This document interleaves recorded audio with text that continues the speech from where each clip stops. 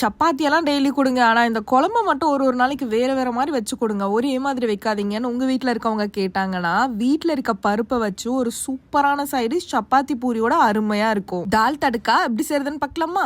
நான் ஒரு கிளாஸ் அளவுக்கு துவரம் பருப்பு எடுத்திருக்கேன். அதை சேர்த்துட்டு தண்ணி ஊற்றி நல்லா வாஷ் பண்ணி எடுத்து வச்சுக்கோங்க. இப்போ இது கூட ஒரு கிளாஸ் அளவுக்கு தண்ணி ஊற்றிட்டு 1 ஸ்பூன் மஞ்சத்தூள் 1 ஸ்பூன் உப்பு சேர்த்துட்டு இந்த மாதிரி வேக வச்சு எடுத்து வச்சுக்கலாம். கடாயில 4 டேபிள் ஸ்பூன் அளவுக்கு எண்ணெய், 1/4 ஸ்பூன் அளவுக்கு பெருங்காயம், 1/2 ஸ்பூன் அளவுக்கு சீரகம் சேர்த்துக்கோங்க. குட்டியா கட் பண்ண இஞ்சி பூண்டு 1 டேபிள் ஸ்பூன் அளவுக்கு சேர்த்து நல்லா வறுத்துக்கலாம். ஒரு மீடியம் சைஸ் வெங்காயம் 4 பச்சை மிளகாய் கட் பண்ணி வச்சிருக்கேன், அதை சேர்த்து நல்லா வதக்கிக்கோங்க. வெங்காயம் கண்ணாடி பதம் வந்ததும் ஒரு மீடியம் சைஸ் தக்காளி எடுத்து வச்சிருக்கேன், அதையுமே சேர்த்து நல்லா வதக்கிக்கலாம். 1 நிமிஷம் போல வதக்கிட்டு 1/2 ஸ்பூன் அளவுக்கு வெறும் மிளகாய் தூள், 1/2 ஸ்பூன் அளவுக்கு தனியா தூள், 1 ஸ்பூன் அளவுக்கு உப்பு சேர்த்துக்கிறேன். எல்லாத்தையும் சேர்த்து லோ ஃபிளேம்ல வச்சு நல்லா ஃப்ரை பண்ணிக்கோங்க. பருப்புல 1 கிளாஸ் அளவுக்கு தண்ணி சேர்த்து இந்த மாதிரி எடுத்து வச்சிருக்கேன். இது கடைய வேணாம், அப்படியே எடுத்து ஊத்திக்கலாம். நல்லா மிக்ஸ் பண்ணிட்டு உப்பு பத்தலனா சேர்த்துக்கோங்க. ஒரு பேன்ல 2 டேபிள் ஸ்பூன் அளவுக்கு எண்ணெய் ஊத்திட்டு 1/2 ஸ்பூன் அளவுக்கு பெருங்காயம், 3 காஞ்ச மிளகாய் சேர்த்துக்கலாம். காஞ்ச மிளகாய் நல்லா கலர் மாறினதும் ஆஃப் பண்ணிட்டு 1 ஸ்பூன் அளவுக்கு வெறும் மிளகாய் தூள் சேர்த்துக்கோங்க. ஒரு கைப்பிடி அளவுக்கு கொத்தமல்லி சேர்த்துக்கோங்க. இப்போ இது எல்லாத்தையும் நல்லா மிக்ஸ் பண்ணிக்கோங்க. இப்போ நல்லா கொதிச்சு வந்ததும் இதை சேர்த்து மிக்ஸ் பண்ணிக்கலாம். இவ்வளவுதாங்க, தால் தடுக்கா அருமையா ரெடி ஆயிருச்சு. சப்பாத்தி பூரியோட சுடு சுடு வச்சு சாப்பிட்டீங்கன்னா அவ்வளோ டேஸ்டியா இருக்கும். ஸோ கண்டிப்பா ட்ரை பண்ணுங்க. மறக்காம நம்ம சேனலை சப்ஸ்கிரைப் பண்ணிக்கோங்க. பாய்.